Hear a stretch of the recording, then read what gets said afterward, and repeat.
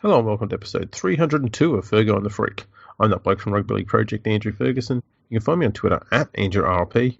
And join me as always is the glorious League Freak. You can also find on Twitter at League Freak. How you going there, mate? I'm going well, Andrew. How are you? Yeah, I'm doing all right now. Excellent. Can't complain. I'm looking forward to this episode because I always love the Rugby League history episodes. Yeah, and we're going to have a look tonight at the first ever Rugby League tour to Australia. And it was by the New Zealand Māori team in 1908. Mm-hmm. Excellent. It was drama field off the field. A little bit on the field, but a lot went on off the field. Mm-hmm. I mean, you can't really tell the story without first talking about the great Albert Asher, whose nickname was Opa. I think O-P-A-I. I'm not too sure on the pronunciation of that. It could be Opai or something like that. Albert Asher. He was a supremely gifted athlete, and his ability on the field was only surpassed by his dedication to further enhancing rugby league in its infant years. He was more than happy to spread the game of rugby league as far and as wide as he humanly could. It's amazing how so many people in these early days had that mindset. Yeah, and the thing to remember too is that rugby league was created in New Zealand a year before it was in Australia. So they were a little bit ahead of the curve. And they also, the New Zealand team, played in the first rugby league test match. I believe it was against Wales, wasn't it? Yeah. Yeah. It was, it's amazing how dedicated the game was to spreading itself as far as wide as it possibly could in those early days, and how inward looking it tends to be today. Yeah. And I guess, like, the newly found professionalism in rugby, because it was still, it was still rugby to a certain extent. They all found it really exciting. They wanted to show it to people. They wanted them to be a part of it. I wish we still had that in rugby league. Yeah. Now, Asher was born in 1880. At the age of just, around 13 to 14 years old, it's reported he made his first grade rugby union debut for Tauranga against Auckland. When he was 17, he relocated to Auckland, and in 1898, at the age of 18, he made his first grade debut for Auckland as possibly the most experienced 18-year-old athlete at the time. You have 4 or 5 years worth of experience under his belt, and he's still only 18. Oh, yeah. In 1903, so at the age of 23, he was selected on the All Blacks team that toured Australia. In 9 of the 10 games he played, Asher scored 17 tries. Wow. Including his first try in the first test in Sydney, which New Zealand won 22-3. Damn, so he was a really good player. Oh, yeah. The following year, his career was stopped when he fell from a ladder while working as a firefighter in Auckland. The extent of the injuries he sustained, mostly to his knee, were debilitating enough to keep him from playing any sport until late 1907, so 3 years out. Far out. And let's be honest, all of the great rugby league players have fallen from a ladder. There's Asher, and there's Tim Brasher. Who else is there?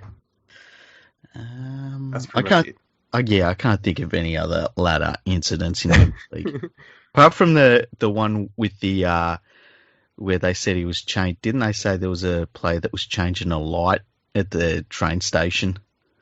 Oh yeah, that was the first Dave Brown. Yes. Yeah, that was a bad one. Yeah, that's a whole nother story. We'll get to that one other time. Yeah. So the injury kept him from a certain place on the 1905-06 All Blacks tour to England, as well as the 1907-08 All Golds professional tour, so the first rugby league tour, which was the New Zealand team going to England and Australia. But it wasn't enough to stop him from playing, despite doctors' fears that he would never, ever play again. In 1908, he became most well known for the controversy-laden tour to Australia with the Maori side. For many years, it was rumoured that the Maori side arrived at Sydney expecting to play rugby union. This is in folklore an awful lot. So they came here with the intention of playing rugby union, and then an impromptu team meeting when they got off the ship saw them change their minds and opt to play rugby league instead. That's not true. because it was reported in local New Zealand newspapers in March, before they left New Zealand, that Asher had compiled a team that would travel to Australia after receiving an invitation from the New South Wales Rugby League. I wonder where that rumour started, because it doesn't make sense. There's a lot of theories. I remember hearing one theory once suggesting that the team wouldn't be accepted in Australia if they had any intention of playing professional rugby. Ah, okay. So they came over here with the intention of playing amateur, and then once they got here, it's like, we're going to play professional now. That kind of makes sense. But as I said, there was a few theories. That's the one that I got told many years ago, and I was told that was a theory. There's nothing to support any of these. I just don't know how this story came about. It's kind of like the 1909 final between Balmain and South. Now, there's a rumour going around that Balmain and South both agreed to forfeit the game. All the evidence suggests that only Balmain chose to do that, and they'd never spoke with South. It reminds me of there was a problem in Super League. It was a number of years ago now, where players weren't declaring that they were going over to play professional rugby league. They were going over on different visas, and then it all got found out. Yeah, there's always these sneaky efforts, I guess, to try and play the game. Yeah, it's only a rort if you're not in on it. Exactly. Now, the Māori team set sail for Sydney aboard the Moana on May 25th, 1908. They had a squad of 26 players, as well as 4 Maori chiefs. They were accompanied by Tom O'Farrell, who was a prominent Sydney referee at the time, who was elected as team secretary, and Asher was the leader of the touring party, both on and off the field. The Maori side were going to thrill, excite, amaze the crowds. This is what they were, promoting throughout New South Wales at the time, anyway. Yeah. Not just with their on-field performances, but also with war dances, Maori music, art, things like that. So it's all about trying to, I suppose, also share the culture of the Maori people with people in Australia. Yeah, and the thing to remember at this time is, you can't just jump on YouTube. YouTube isn't out for about 3 or 4 more years. So you can't just jump on YouTube and find out about Maori culture and things like this. So, there'd be a lot of people that would go and see the Maori team play, and they had never even seen a Maori person before. That's right.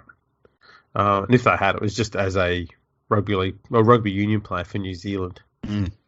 So they didn't actually get exposed, I dare say, to the Maori culture. Yeah. Yeah, it's just, maybe the haka, and that was it. Mm-hmm. So, yeah, this is something really new and novel, I guess. It was thought by everyone that the tour was going to be a huge success on the field and financially. Now, there was a man in Sydney, and he's going to come up in this story every now and then for not very positive reasons anyway. His name was Robert McKechnie Jack, and he claimed he'd been in correspondence with Asher regarding organising games, venues and other events on the tour as early as October 1907. He sought a 5% commission of all of Maori gate takings for payment for his services. Now, Asher explained that while negotiations with Jack had been undertaken, no agreement had been settled upon in regards to terms of payment to Jack for his services. Asher then decided to take up the organisation of the tour with the New South Wales Rugby League. So as far as he's concerned, this Robert Jack had no involvement in this tour whatsoever. Mm-hmm. Robert Jack, though, thought he still was involved, even though he didn't organise anything. The Maori team arrived in Sydney on May 29, 1908, greeted at the Sydney docks by James Gilton and Henry Hoyle. From there, they were taken to St James's Hall for their official welcoming ceremony. Having played little to no rugby league at all, the New South Wales Rugby League appointed George Boss, who was one of the prominent Sydney referees at the time, to help teach the Maori players how to play the new game. And he was showing them basically scrummaging and play the ball. Mm-hmm. The rest of it was very similar to rugby union at the time, but that was the one thing he was teaching them how to play under the rugby league rules. The Maori tour started off with high spirits, great sportsmanship, athleticism, and most importantly, big crowds. It was this great fanfare and attraction that would go on to be a great concern for the tourists in the end. The first game on June 8 against New South Wales at the Agricultural Ground drew a crowd of around 30,000 people. Wow. That's amazing. Yeah. The masses flocked so quickly that Henry Hoyle, the president of the New South Wales Rugby League, authorised the opening of another gate into the stadium. However, he forgot to notify the Maori team management about the extra gate being open. Thus, they were unaware of the extra gate takings being made on that day through that other gate. It's only a rort if you're not in on it. Exactly right. Hoyle stated that a gentleman with whom he had the utmost confidence in was looking after the takings on the newly opened gate. The Maori team, though, never saw any of the takings from it. They later went to inspect the counter on the extra gate to try and ascertain how much recompense they were entitled to, only to find that the counter had been removed. That's just unfortunate, yeah. What are the odds? What are the odds? That's just... doesn't sound suspicious at all. No. So obviously, there's now a bit of a fractious relationship between the Maori team and the New South Wales Rugby League. And this is after one game. Mm-hmm. The Maori officials made it clear that they felt they had been cheated out of monies that they rightfully deserved, which angered Hoyle and Secretary James Giltinan. That first massive crowd also brought in another man intent on making money out of the tourists.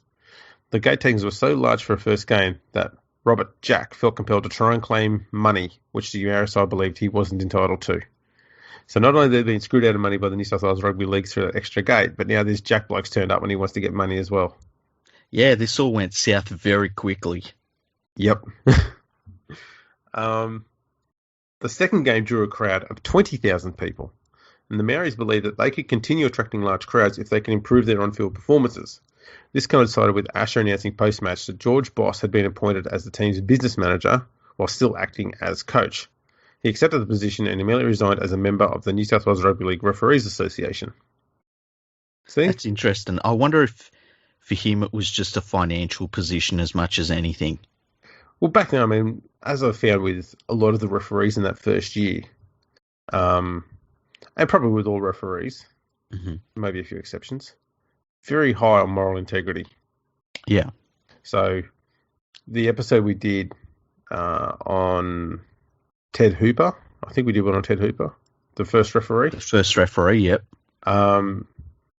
The New South Wales Rugby League offered to pay all of the referees money, and all the referees got together and says, no, the game should keep the money that they give to us in order to help them grow and survive. Wow. That's so they forfeited any pay for that first season. Mm-hmm. And here we've got George Boss not wanting to be considered as a referee while he's helping a team from another country, essentially. Yeah. Helping them get better at what they do. So he resigned from one role so he could focus on the other one without having any, negative connotations, as they say, going on and people thinking that, he could be rigging the games one way or the other. Yeah. During the third tour game played against Sydney Metropolis, it was reported that Giltinan left the grandstand where he was spectating the game to argue with the referee about an alleged foul play by the Maori players. It would not be the last of the hostile relationship between the two parties. That's the thing. Giltinan would go to all of the rep games. Mm-hmm. He wanted to be there. He was very much a hands-on sort of person when it comes to running the game. I guess because he was so involved financially and wrapped up financially in the game too. Exactly. Okay.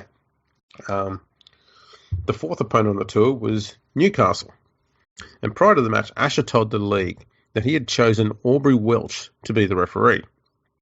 Giltinan overturned Asher's decision, informing him that he must choose a referee from a panel of 4 officials who he had personally chosen, which did not include Welch. Asher, though, refused to back down from his decision. Welch then had to travel from Sydney to Newcastle with the Maori team, and with no time left to organise a replacement ref, Giltinan agreed to let Welch officiate. However, he forced the Maori team to pay his wage for the game. Wow, it's weird that there was so much weird stuff going on. Like, it's getting petty now. Yeah. As the Maori players travelled north of the border into Queensland, Mr. Jack took their team management to the equity court to try and gain money he felt he was owed from gate receipts. On the day of the Maori game against Toowoomba, Jack had successfully got an injunction against 18 Maori players, preventing them from receiving any money from the New South Wales Rugby League. The league assumed that this meant that the tourists were not to receive any money from them for the entire tour until the case had been settled. So they contacted the Queensland Rugby Association and informed them of the matter. So the Maori thought they were going to Queensland, they'd at least be able to get money from the Queensland because it's not being run by New South Wales Rugby League. Mm-hmm. But the league's gone and told Queensland that you can't give them any money either. The poor Maori players, like, they go into Australia, their first game, outstanding success, and they're getting screwed over every single time afterwards. It's every game, every week, there's another thing screwing them over. That's incredible. Asher, though, was made aware of this issue before leaving Newcastle, so he decided to leave 10 players and the 3 entertainers in Sydney to save on travel costs. After the first game against Queensland, Gilton was informed that there was no Maori people providing any pre-match entertainment or performing in any concerts after games. So he rounded up the remaining 13 Maori players and entertainers in Sydney and sent them to Brisbane. He then forwarded the bill for the travel to the Maori team management, who are now not receiving any money at all due to the equity case against them. You see, these poor guys, they came here with every intention of showcasing what they're capable of. Yeah. And this is the treatment they got. Yeah, that's incredible. Yeah. You would have thought that the New South Wales Rugby League would have, done everything to foster a good relationship with them, just because it's another professional outlet that they can sell rep games to the public with. Yeah. But you also get the impression too that if there's an opportunity for the New South Wales Rugby League to make a few dollars here in their first season, then they're going to take it. And if it means that they get to hang on to some money for a little while, maybe get some interest on it, then that's something that they're going to take. I'm not saying that's the case, but, you look at any option that's available to you at the time when it comes to making money when you start out with zero in the bank. Yeah. The second game against Queensland drew the anger of locals when they learnt that the referee was none other than George Boss, the newly appointed Maori business manager. Oh. The New Zealand Maori team won the game 13-5. Yeah, I can understand why that upset them. Yes, that would there was none of the match reports suggest that Boss did anything bad. Most of them say that he was, quite fair. Mm-hmm. But it's not a good look. No. Now, by the start of the third game against Queensland, which was just 8 days after the previous one, the Maori players had become very angry with the Queensland Rugby Association for not giving them their share of the gate receipts. Now, that's because they were unaware that the New South Wales Rugby League had contacted the Queensland Rugby Association. Mm-hmm. So they were wondering what the hell Queensland were doing, not giving them their gate receipts. This was the first time the off-field drama started to show on-field. Prior to half-time, Asher had become frustrated with referee O'Connor and the way he was handling the game, and he ordered his team to walk off the field. Oh, wow. They were eventually convinced to return to the field. Former New Zealand Australian Rugby Union forward scored a try in the dying minutes for Queensland to give them a 6-5 victory. You're starting to see now that they're getting quite pissed off. Yeah. And that's understandable at this point. The third game against Queensland was played at Warwick and was the scene of more intrigue when the tourists started the game with just 11 players and finished with just 10 on the field. Oh. Game against Queens. What happened to those players? Like, did they just... Well, they're starting to run out of funds. Yeah. And so the games that aren't against the more prominent sides, not deemed to be the official senior matches of the tour, they chose to rest as many players as they could so they could field a strong team for the games, against the top rep sides. Yeah. So the game against Queensland at Toowoomba became a violent and wild affair. Asher was so angered by the refereeing, the crowd, and the opponent's tactics that during the second half, he ordered his team off the field and the disgruntled crowd spilled onto the ground in an attempt to attack the tourists. They didn't return to finish the match. Wow, it's just getting worse and worse. The Maori tour headed back to Sydney as it drew to its close in mid-July. They beat a Newcastle team in Maitland before putting in a splendid display against the Australian team, which was basically just New South Wales with the addition of 2 players, William Hardcastle and Ernest Anelzark. But they went down 20-10. The Maori then played against Metropolis, which is basically the Sydney team, once more. And They were trailing 13-0 half-time, but then put in possibly their best performance of the tour in the second half, scoring 34 unanswered points. Wow. These last two strong performances saw the league hastily organise a second match against Australia before the final game against New South Wales. There were negotiations also underway to play a final game in Melbourne. Oh, that's interesting. Yeah. On the morning of the second game against Australia, Ash informed the league that they would not play because the league was withholding money due to the players whom there was no legal injunction against. Ash had sought legal advice which confirmed that the league had broken its agreement with the Maori team management.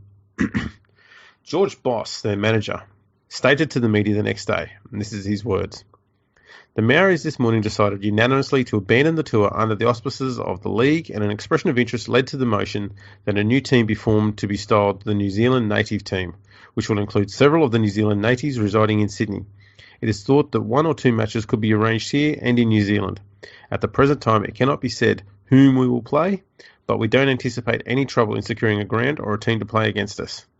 Now, this sounds like one of two things. Either they know now that the New South Wales Rugby League has seen how much money they can make, and they're holding their feet to the fire by saying, look, we'll make this brand new team if you don't pay us our money. Or because of the legal ramifications of them continuing to play as the Maori team, they've said, okay, Maori team's over. This is a completely new team. We're going to start a new tour. We're going to play a couple of games. It's not even related to the Maori team. That's exactly what it was, the second part. And it's all about trying to get, at this stage, enough money to pay for their journey back home. Oh, wow. Because they've had every bit of money withheld from them. Mm-hmm. The Maori team management put forward a proposal to play a 15-a-side game. However, Hoyle, Giltinan and the Rugby Union opposed the idea, threatening live suspensions to any players who took part in the fixtures against the New Zealand native team. So they had Rugby League and Rugby Union threatening life bans. That's wonderful. Yeah. And so now the league, the New South Wales Rugby League, was not going to allow anyone to play against this New Zealand native team. So that was automatically going to make it harder for them to get big crowds. Mm-hmm. So an almost shambolic match between the New Zealand natives and the Sydney Metropolis game was organised. However, the Metropolis team contained a number of Maori players loaned to them by the tourists. One player wasn't even wearing shoes. Even the programs had different players named for Metropolis than those that took the field. The Maori side were resounding winners. It was shortly after this game that Giltinan set sail with the first Kangaroo squad to tour England, and Horry Miller was appointed the New South Wales New South Wales Rugby League secretary. Miller immediately paid the fares home for the Maori team, much to the delight of the visitors. And that's where things slowly start to change, because Horry Miller didn't understand why there was so much animosity between the two, and it could have all just been sorted out very simply and very easily. Yeah. And so he went and settled it. Okay. Now, amazingly, after that tour, in 1909, the Maori team decided to return. Now, I would love to know what the conversation was to convince them to come back. Yeah, I'd like to know. Yeah, there must have been some really good smooth talking there. Well, Asher came with them as well, and he returned to the course to try and put an end to the legal wrangle with Robert Jack. Prior to the fourth game against Australia on this second tour, Jack claimed he was still owed £213 and issued a court order against Asher until the money was paid. The local police arrested Asher. When the league heard of this ordeal, they immediately settled the Maori team's debt with Jack, as well as an additional £121 owed to a Mr. Marshall, so that Asher could be released in time to get to the game that afternoon. Wow. Now, ironically, Giltinan, Hoyle and Victor Trumper, who was pivotal in the creation of the league, were all sacked after the massive financial disaster that befell the Kangaroos touring side to England in 1908-09, as well as allegations that Giltinan and Trumper had secret bank accounts containing monies belonging to the league, which was later found to be false. Mm-hmm. And we went after that in very thorough detail in the 1909 episode. Yeah, which I'll link in the description for this podcast. Yep. The Kangaroos' return home was financed by the Northern Union. It's kind of interesting how the New South Wales Rugby League, blankly refused to give the Maori team any money until, the deputy treasurer came in and said, "Here, take some money and you can get yourself home." And then the Australian Kangaroo tourists, several months later, were so poor that they couldn't afford to get home from England. Yeah, without the help of the, what would it have been? Was it the Northern Football Union at that point, or the Rugby Football That's right. League? Yeah. Upon their return home after the 1908 tour, the Maori team wrote a letter to Horry Miller, who was the acting secretary of the league, and he said, "We wish to convey to you our thanks and appreciation for your kindness to our chiefs and boys during their recent visit to Australia. We were specifically pleased that you're assisting them home before the completion of their time and bringing them away from possible trouble. They speak highly of the treatment received from you and your league, in fact, from the people of Australia. We are sorry to learn from our chiefs and boys that some of the party did not observe our good counsels." So it seems like the relationship with Horry Miller was a very strong and positive one. Yeah, yeah. The Maori team clearly were a lot happier once Gilton and Hoyle were out of the scene, and Gilton, went over to England. So yeah, and it seemed like the New South Wales Rugby League, once they went over to England, they fixed up a lot of the problems that the Maori had, and they did it very easily and quickly too. Yeah, Horry Miller was a brilliant administrator. He was actually a player as well as an administrator in that very first season. Mm-hmm. There's an interesting sub-story about Horry Miller too, is that he wanted to remain as an amateur, so he didn't receive payment for playing rugby league either, because he was also, I believe, a very prominent sprinter in Sydney at the time. And so by remaining as an amateur, he was able to still compete in, athletic competitions and stuff like that. Yeah, which it's interesting when you think that, you don't really think about athletics having that amateur status that was very important to them as well. That's right. And, for Horry Miller too, he was almost banned from partaking in any athletics competitions because he was involved with a professional sporting organisation. Mm-hmm. So he had to put in an application to have an exemption put against him as a professional, because he went on to prove that he wasn't receiving any money for his job on committees within the league or as a player. But he only played, I think, the first season. Yeah. See, that's an interesting little sub-story with Horry Miller there. So he could understand some of the struggles that would be before teams when they're looking at professionalism as well. Yeah, he was dealing with the politics side of the sport. Yeah. And sport in general, not just rugby league, obviously. That's right. So that was, it's a pretty quick episode, but that was a pretty insane tour.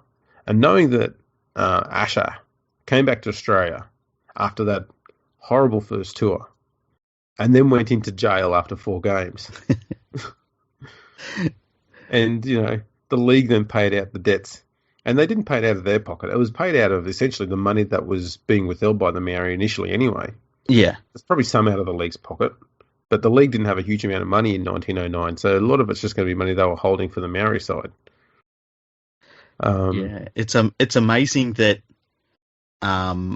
they convinced them to come back, and it's interesting that the Maori were put through the ringer, and then you had the New South Wales Rugby League just hit that financial hurdle with Kangaroo Tour and kind of got some of their own medicine. But yeah, it's a really interesting story, and one that, you don't hear talked about too much. You hear a lot about the test matches between Australia and Great Britain and things like that, the Kangaroo tours, but you don't hear very much about other tours like the Maori did of Australia. No, and the Maori toured over here a few times, not a lot, but a few times. I think there was another tour. It might have been in the 50s. And they played a ton of games every time, Great Britain, France, Australia. Anytime they toured around New Zealand, they always made sure they played a game against the Maori side. Yeah. It wasn't until really the Pacific Cup, when they first started in 1975, that they started playing on a very regular basis. So they're a team that's been around from day one. Yeah. And it's interesting. It makes you think about, would you be able to have a Maori tour now? Not just in Australia, but, anywhere. And how would it be made up? Because obviously the New Zealand Rugby League team would get priority over the best players if we've got a test season. I think you could probably have a Maori team play the likes of PNG and, even Fiji and Samoa and Tonga and that. And, it might be a good thing for New Zealand Rugby League to have that extra exposure at international levels for, a group of their players or their eligible players. We've got State of Origin in Australia. This might be their way of being able to get those extra games somehow and maybe even, get a little bit of money together out of the sport as well. Yeah, I wouldn't mind seeing more games played by the Maori side. Yeah. I was just looking in here. They toured Australia again in 1922 and then in 1956. Mm-hmm. So they did come back a few times, but not too often. And took part in the 2000 World Cup as well. That's right. They also toured England in 1983. And I believe they were undefeated on that tour. Oh, wow. Let me just have a look here. They beat Humberside 18-13. They beat the Heavy Woolen League. I've never heard of them. No, 28-8. They beat Halifax League 40-10. Barrow League 46-12. Cumbria 40-6. York League 16-6. Oldham League 28-16. And Bala, the amateur British team, 22-14. Wow. They'd be a good side to play against France. If they played every year against France, it'd be good for the New Zealand Rugby League and French Rugby League, I believe. Oh, absolutely. I'd love to see them playing a lot more often. I love it when they play against the Australian Indigenous team. I always think that's amazing because, they're both representing their own cultures and you can see the passion that both sides have. And there's something about that that's really raw, and I just love watching that. Yeah, the passion that they have got, representing their people in those environments is next level. You don't see that for any other nation. No. It's unbelievable. Just going to look here through the 1908 tour. They beat New South Wales 18-9. Then they beat them again New South Wales beat the Maori 18-9. New South Wales then beat them 30-16 a week later. The Maori then beat Metropolis 23-20. They beat Newcastle 15-2. They beat Queensland 19-16, 13-5. In the third game, they lost 6-5. They lost the fourth game against Queensland 11-9, and they lost the fifth game against Queensland 23-14. Queensland didn't actually have their own local competition in 1908 either. Oh, okay. They started the year after. So the games getting played against Queensland were, they were the first games played by, Queensland players pretty much. Oh, wow, that's interesting. And in the fourth game, one of their players, Mickey Dorr, was the referee. It's kind of an interesting counter to the fact that George Boss refereed the second game.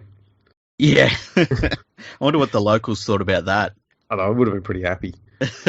There was something you said during this episode, and it made me think, I wonder who the last player was that played in bare feet at an elite level in rugby league. Yeah, that's the thing too about that one. No one actually knows which player it was because they put out a program. Mm-hmm. But the program had a lot of players listed on there who they knew were not going to be playing in the game. Yeah. Because the Maori players are going to be playing for the opposition side as well. So we don't actually know who they were because it's not been listed anywhere. And no one reported on the game. I could just see where there was somebody that come from, one of the country rugby league teams come to Sydney and they really had to be convinced that, you really should wear boots. And they're like, they're heavy. I've always played in bare feet. I could just see that. It'd be interesting to know when the last one was. Yeah, I think too. I don't think they actually played with spikes in their boots either back then either, so it probably wouldn't have mattered too much that they were barefoot. Yeah. But geez, it would have if they had studs. Oh, yeah, that would. Someone would have just trod on your foot. Boom. Especially back then. Yeah. Like, They would have done it on purpose back then. Now, after the 1908 tour had ended, obviously, as we mentioned before, there were games to be played against Australia and New Zealand. But the last game against New Zealand was cancelled. A third game to be played at Melbourne was being organised, but was also cancelled due to a strike by the Maori side. An exhibition game against Metropolis played at the sports ground was won 32-17 by the Maori. This match was played under union rules in the first half and league rules in the second half. Oh, that's an interesting one. Now, here's also the last game of the tour, but it's not listed because it was clearly an exhibition game. Mm-hmm. That was just one of the things they did to try and get some gate takings in with something unique, like half league, half union game, and try and get gate takings when they knew that their opposition wasn't going to be as strong as they hoped. So let's just make something a bit more novel and unique. Yeah, it's interesting that this time and it's really world sport when you look at it, that it's like this realization that there's money to be made in sport, that it's something that the public enjoys. Obviously, officials see that and they want to have events that, people can look forward to. And they were willing to try so many different things. And all of these things that they were trying, I mean, it all eventually led to the modern day sports that we just take for granted. But their willingness to just try things that are really out of left field, I always find that very interesting. Oh, absolutely. And that was the thing that was big on these especially first 3 or 4 years of the game, is that they would try anything to have the game look a little bit different or unique to try and pique the interest of the public and get some good crowds out there. Mm-hmm. No more so than the Kangaroos versus Wallabies games in 1909. Yeah. It's not something that's happened since. And now we try something new with our rules every 6.5 minutes. It's great. Yeah, well, that's the thing back then. They weren't piss farting around with the rules so much, so they were just trying different game concepts, but they were always made sure that they were exhibition. Yes. Now we just change official games on a whim all the time. Yeah, and hope for the best. Yeah. Don't worry about consequences. Yeah, that'll be fine. She'll be fine. It's something that's always fascinated me, that first tour, because it was the first tour to Australia by any team, and no one talks about it. You don't hear about it written anywhere. No, you don't. And just all the off-field turmoil and, how difficult they made it for the Maori side. It's a really interesting story, and I know I always enjoy the history episodes because there's so many things that have happened in the game's history. Like Rugby League's got this really beautiful long history from day one, and there's so many incredible stories that you don't hear about that often, and this is one of them. Absolutely. And I think the other thing too that surprised me when I was researching this one was, a lot of people have got this very positive attitude towards James Giltinan. Mm-hmm. He was the godfather of rugby league, essentially. He got it all going and got the ball rolling. But we also saw that he was a man with plenty of flaws. Yeah. He had the failed kangaroo tour, which most people know about. That wasn't entirely his fault, though. There was a lot of strike action going on in England at the time, so a lot of very small crowds. And he did the one almost foolish thing that a lot of people do, even to this day, when they're down on money and they're trying to chase more coin, is I'll put the price up of whatever it is they're selling. Mm-hmm. And that just turns more people away, especially when they're on strike and they're not earning any money. Yeah. So that was a big issue he had there. They had some horrible weather over there. I mean, who would have thought you'd have horrible weather in England? But there you go. Yeah. And so they played huge roles in that tour being a financial disaster. And the fact that they kept playing games to try and get the funds, every game cost money. So they played 45 games on that tour. It's just insane. It's incredible, yeah. Over there for months. I guess the thing to remember about him, though, is this is a guy that really believed in professional rugby league, and to make it happen, he had to have been a certain sort of person. He must have been very cutthroat and willing to almost do whatever it took to make it succeed, because there were so many obstacles in front of everybody just to get the game going. And so I guess, like as you say, with the people that found rugby league in Australia in particular, who you hear more about than other places in the world, they do get put up on a pedestal. But what they were doing was so outrageous to a certain extent. There was a certain sort of personality that it would even attempt to do what they were doing. So I guess it kind of shows that, this was a guy that was willing to say, yeah, we're going to play 45 games. If we've got a chance to, save money here and there, we're going to do it. And that's what was needed. Yeah, it's a job that you couldn't have been able to do and please everyone in that first year.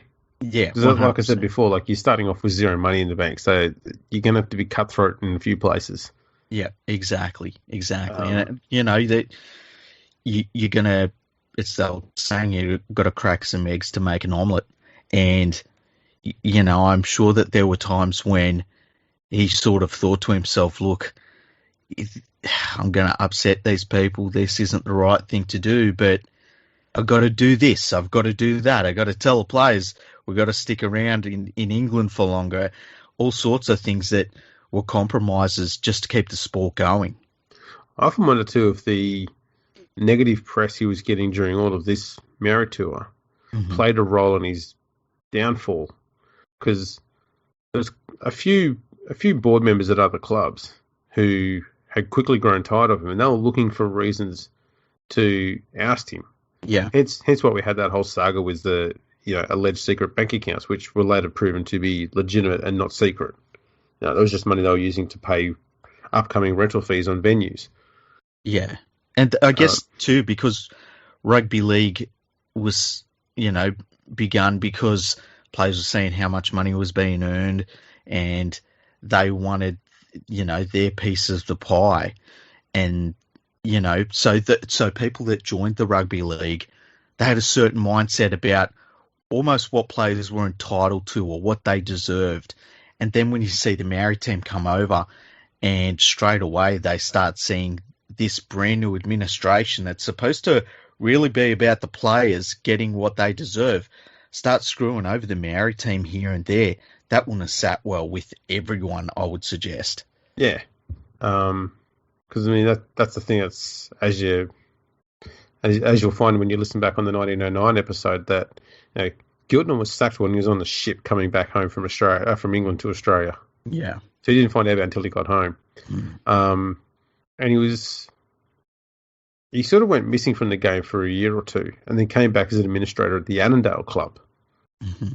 And he hung around there for quite a while, and eventually became a respected figure in the game. And I think he righted a lot of wrongs along the way. Yep. He got a lot of the respect back. I think a lot of people didn't realise the amount of personal sacrifice he went through for the game, especially in that Kangaroo tour. Mm-hmm. So he managed to repair his image on a public sense. Mm-hmm. But yeah, there was. I think looking back on this one, you sort of realise that he didn't need to be as harsh as he was from the get-go. Yeah. And there was some pettiness involved as well, which didn't need to be there. Yeah. And it could have been it could have been a longer tour here, and it was making plenty of good crowds. And because there was a lot of negativity between the league and the Māori side, obviously the crowds start to drop. And that was the ultimate downfall of the tour. Because it's just a negative connotation constantly going on with the tour. People start going, I also guess that, with this being the first touring side and the first time that everything that the New South Wales Rugby League in particular had done at this point was, we're making money for us and it's not going anywhere. All of a sudden, this is the first tour, and it's the first time they're having to hand money over to somebody else, to a different entity where it doesn't stay in the game at all. It's gone as far as they're concerned. That's right. Then you throw in the fact that you had that, Robert McKechnie Jack just pinching money from the sideline as well. Yeah. Been trying to find out more about what happened to him, but, obviously because he was a nobody within the game, he just disappeared from all communication. We don't know what happened with him. Mm-hmm. But yeah, I'd like to know how he actually got in touch with the Maori to start with in 1907. Yeah. That's an interesting conversation, how the talks broke down to the situation where Asher was convinced that they'd agreed that Jack was not going to be used, yet Jack was convinced that he was going to get paid. Yeah. He must have had a contract at some level, because he must have been showing evidence that, he had this deal in place. Yeah. So it's interesting because obviously everything back then obviously was done by telegram. Mm-hmm. So it's going to be written down. So I dare say that was important in the whole case. It's such an amazing story, eh? Oh, it's phenomenal. And the amount of odd things, like the turnstile that didn't have the counter on it. Yeah. Just sounds automatically suspicious. It makes you think about, like, they must have sent somebody down and said, I need you to, take this counter off. And it would have had to have been, like, unscrewed or something. Like, it wouldn't have just been, oh, yeah, take it off the top, no problems. Yeah, that's right. It's going to be obvious, too, that it's not there. Mm. And the first thing you're going to do is, how come there's not a counter at the gates? Yeah. Like, they're at every major stadium. Everyone has them there. That's how you balance your books. We had these many people walk through the gate and this many people, this is how much I was supposed to pay. It all balances out. One of the first things that the new Rugby League would have made sure is that they were counters on gates because they needed them for their auditing and stuff like that. That's right. So it's interesting how the counter hadn't been removed from any other game throughout the year, but it was just for that one game. Yeah, it's a weird one. Not casting any doubts or allegations there, but yeah, it's suspicious. It's very dodgy. I don't want to get sued by Henry Hoyle or Gilton's ancestors. James Gilton and the fifth comes after you. I heard your podcast. Yeah. So, look, there was so much amazing information that you've come up with there. These history episodes are incredible. Where can people go to contribute to the digitisation of rugby league history? Simply put, you just go to patreon.com/RL Project and you can make a donation there from as low as $1 per month. That's fantastic, and it's very easy to sign up. There's different payment methods, and yeah, it's fantastic because, this is a way that rugby league history is modernised and kept alive, and it's fantastic to be part of a podcast where, working with a rugby league historian is always fantastic, and yeah, it's great. It's been a great episode. Yeah, we've got a few more of these we're going to be putting out soon too, so I know it's been a while since we've done a history episode. I just want people to realise that we're not stopping them.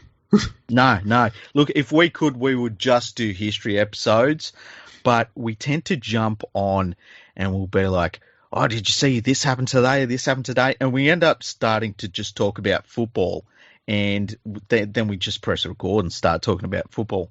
Like, how many history episodes have we said we want it? Like, there's at least half a dozen where we're basically ready to rock and roll right now.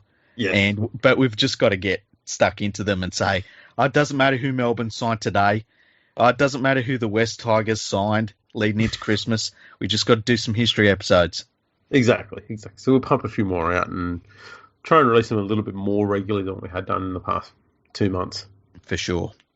Alrighty. Well, that pretty much wraps that one up. You can check us out on Twitter, Instagram, at FergoFreakPod. We're on YouTube, MySpace, LinkedIn, Facebook. So get over there and subscribe, like, all that sort of stuff over there. That'd be fantastic. Make sure you go to your podcast listening app and give us a 5-star rating and give us a review as well. And we will read it out on the podcast. We'll put it up on our website as well. You can even leave us a comment on the website, Freaky. Yeah, if you go to fergoandthefreak.com and go to the contact section, and you can send us an email through there. We will get to everyone's emails eventually. We know it's been a while. We do read the emails, so if you've got any suggestions, something you want us to cover, or you just got something you want read out in the podcast, just go there. Sounds fantastic. And on that awesome note, we'll wrap this one up. Thanks for tuning in, everyone. Catch you all next time.